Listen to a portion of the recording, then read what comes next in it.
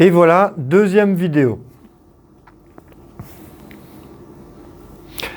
Bonjour à toutes, bonjour à tous, bienvenue dans ces petites quelques vidéos que je voulais absolument faire.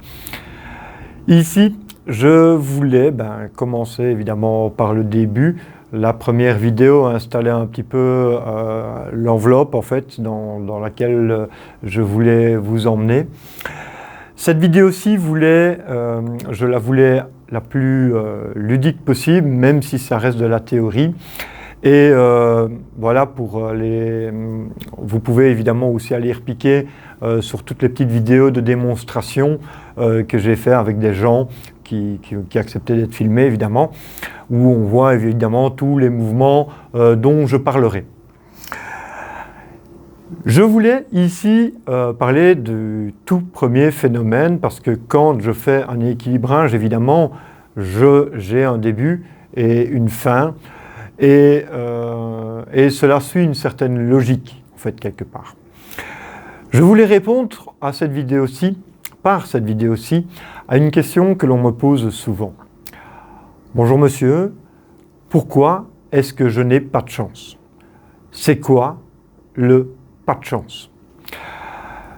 Eh bien, le manque de chance, c'est un problème de libre arbitre. Alors, pour ça, je dois vous emmener, évidemment, dans un grand tout et vous expliquer un peu les mécaniques. Elles sont simples et finalement hyper logiques. Quand un bébé vient de naître, vous prenez le bébé, après quelques secondes, quelques minutes, et vous le mettez dans une bassine d'eau. Le bébé va nager. Vous pouvez faire l'expérience avec un petit chat ou un petit chien, il vient de naître, hop, vous le prenez, vous le mettez dans une petite bassine d'eau, vous revenez une heure plus tard, le petit chat est toujours en train de nager. Vous prenez le bébé, il vient de naître, vous le mettez au sein, il tète, il va téter. En fait, ce sont des réflexes innés quelque part. Comment en fait, je dois nommer en fait cette mécanique-là. Je la nomme et on va voir que ce nom revient en psycho, a été évidemment ouais, non, c'est pas vrai, c'est pas comme ça. Enfin, soit. Il faut nommer la chose, donc je vais la nommer de cette façon-là. C'est le reptilien. Le reptilien, en fait, ce sont des réflexes de survie, point barre. Ce sont des réflexes qu'on ne contrôle pas. Pourquoi je respire, pourquoi je déglutis, pourquoi ceci, pourquoi cela. En fait, le reptilien est une mécanique, quand il ne fonctionne pas, d'incohérence, et quand il est abouti, va créer des cohérences. Je reviens sur l'enfant, il vient de naître. Évidemment, il va se mettre à respirer automatiquement, il va déglutir, ainsi de suite. Maintenant, l'enfant, vous le laissez au fond des bois, il va mourir évidemment parce qu'il n'a pas encore acquis quoi que ce soit pour pouvoir survivre vraiment à long terme. Imaginez une incohérence. Un enfant dans une chambre, vous le mettez dans le noir. Il a peur du noir, pipi au lit. Qu'est-ce que c'est? Eh bien, c'est une phobie. C'est une peur du noir, une peur qui est incohérente quelque part. Et la peur, comme elle va attaquer la vessie est attaquée par les peurs, il y aura pipi au lit. Ça, une phobie, c'est une peur qui n'a pas de logique, qui est incohérente. Certaines personnes persistent jusqu'à l'âge adulte et même toute une vie avec des phobies, par exemple. Donc, c'est une mécanique qui est persistante, quelque chose qui n'est pas terminé, qui n'est pas achevé dans le développement de la partie reptilienne. Évidemment, ici, une phobie, c'est visible. Donc, on la vit, on le voit. Le pas de chance, c'est un peu plus subtil, c'est un peu plus discret, c'est peut-être un peu moins visible. Et d'ailleurs, on n'ose pas en parler, évidemment. Une phobie, on peut en parler, ah oui, j'ai peur de ceci, j'ai peur de cela, et ainsi de suite. Une agoraphobie, la peur des araignées, arachnophobie, voilà. Et encore, une fois, il y a des petites phobies et des grandes phobies. C'est pas parce que c'est une petite phobie que c'est pas important, plus important qu'une grande phobie, c'est une phobie.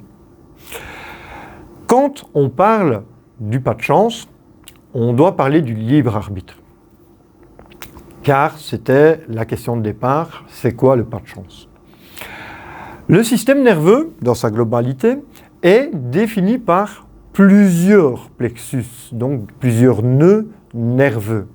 Un plexus est un nœud nerveux. Ne pas confondre un plexus et un chakra, rien à voir. Un plexus, c'est la base de la base. C'est celui qui va nous donner des réactions. Si on vient sur ce fameux libre arbitre, alors on doit parler philosophie. On a par exemple Spinoza qui nous dit « Ah, le libre arbitre n'existe pas ». En fait, il disait que le libre arbitre était une illusion, en fait, qu'on aille à droite ou à gauche, c'est pas réellement des choix, on se prend la vie telle qu'elle vient, ainsi de suite. Et de l'autre côté, on a Sartre qui dit « Ah ben non, on a du libre arbitre, nos choix vont faire qu'on ne subira pas la vie de la même manière, ainsi de suite. » Et voilà. Donc, deux points de vue philosophiques différents. Eh bien, ils ont raison tous les deux. Et en même temps, si on mettait d'autres philosophes qui mettaient des subtilités un petit peu dans le libre arbitre, ben, ils auraient raison aussi.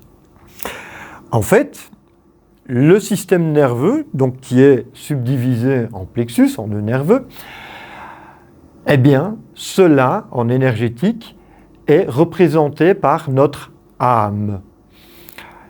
Alors, le mot âme surfait a été complètement utilisé dans tous les sens. Qu'est-ce que l'âme? L'âme, c'est ce qui m'anime. Alors, quand vous voyez les vidéos de démonstration où je prends la personne ici sur un mur invisible et que je la pousse latéralement, c'est quoi? Eh bien, c'est ça en fait. C'est l'âme qui s'est intégrée dans le corps, donc qui a pris possession de l'entièreté du corps.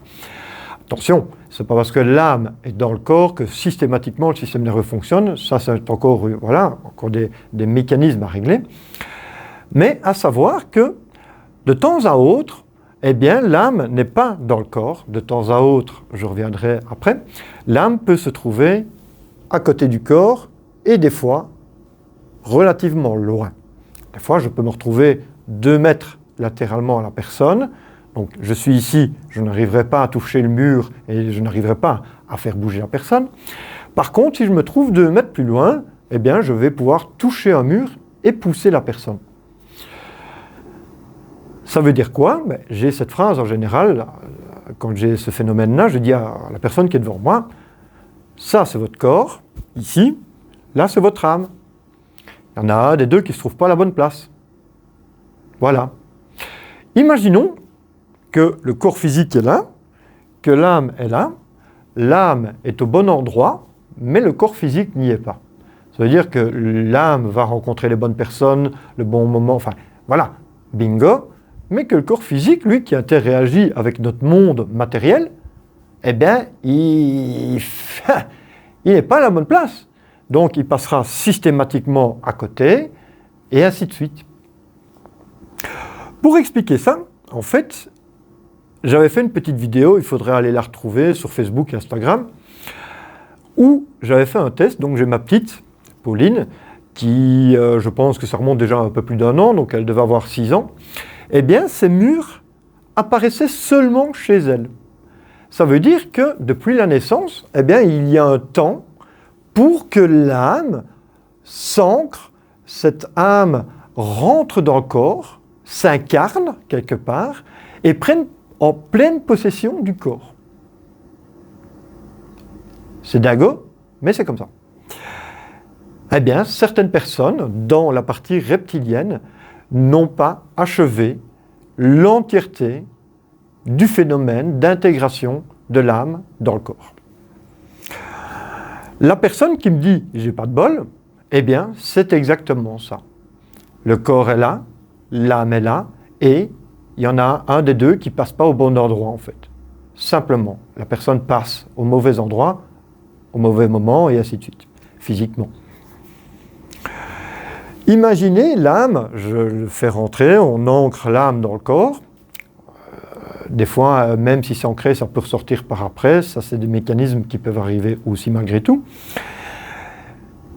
Eh bien, l'âme va rentrer dans le corps, et bizarrement, l'âme va choper le corps, va le prendre et le rediriger à un autre endroit.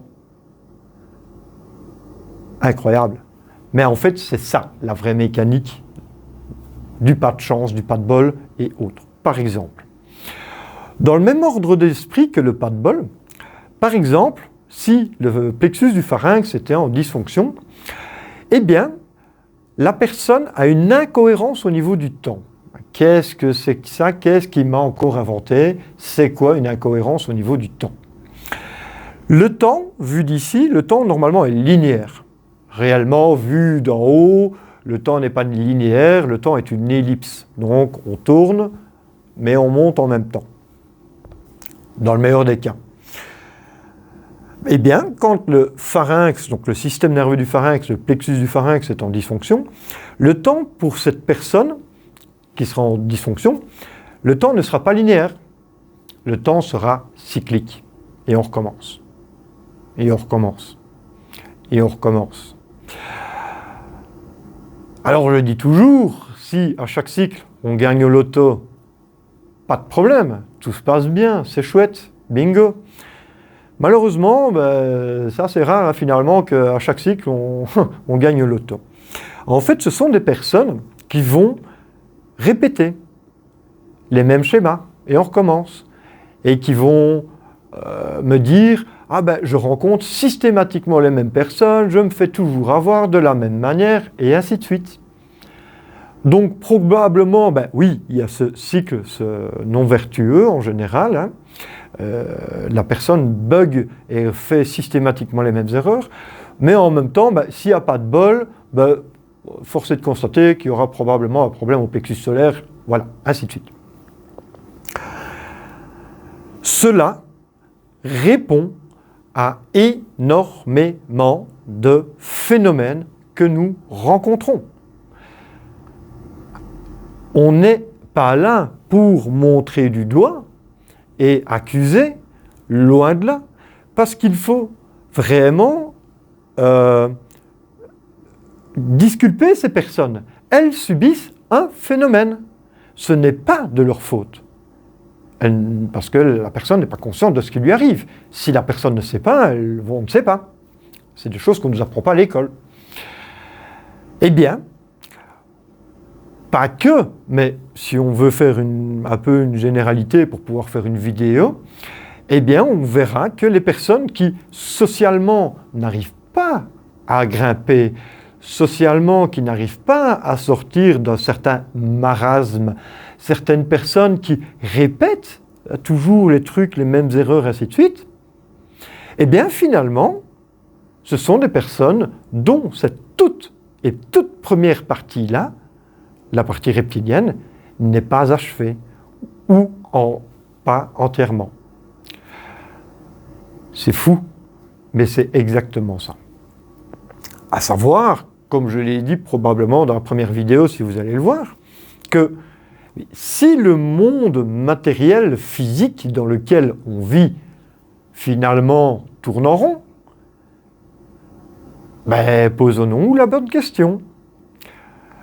Comme je l'ai dit dans la vidéo précédente, ou si je l'ai mal dit, ou je vais le répéter, si nous voulons changer le monde, ce n'est pas en changeant des choses matérielles dans le monde que nous changerons dans le monde, mais c'est en changeant tous ces principes à la fois psycho-émotionnels, ceci en fait partie.